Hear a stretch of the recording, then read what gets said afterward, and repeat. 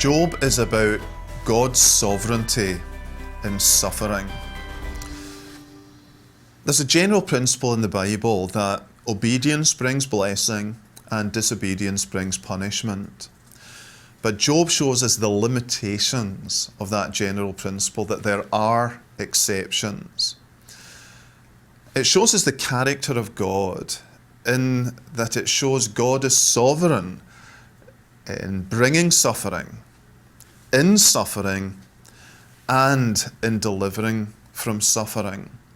It also shows us his power, in that it shows very clearly that the devil, though extremely powerful, is not all powerful, that God limits him, that God even uses him, and ultimately that God defeats him.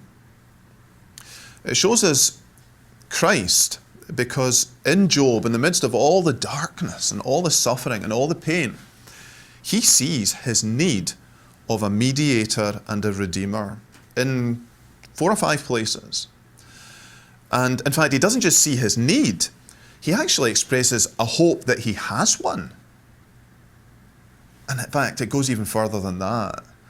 He expresses the hope in Job 19, the very centre of the book, that he'll actually see that Redeemer. It's remarkable. It's actually the earliest Old Testament book. It's older than Genesis, and yet here we have a man in the midst of huge spiritual darkness, and yet he is given by God, and only God could give that, this messianic hope, this hope of a Redeemer, a confidence in a resurrection, and that he will one day be with his Redeemer and Resurrector.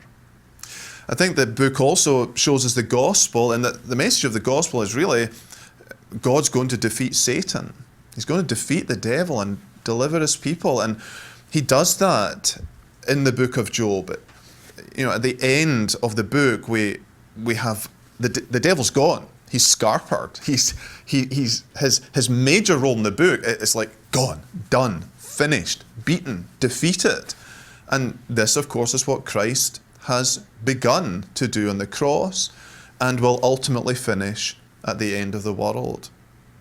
And he, of course, is the ultimate Job. He's the ultimate innocent sufferer, and yet whose sufferings, like Job's, had a meaning and a purpose under the sovereignty of God to bring great good to his people throughout the earth and throughout all ages.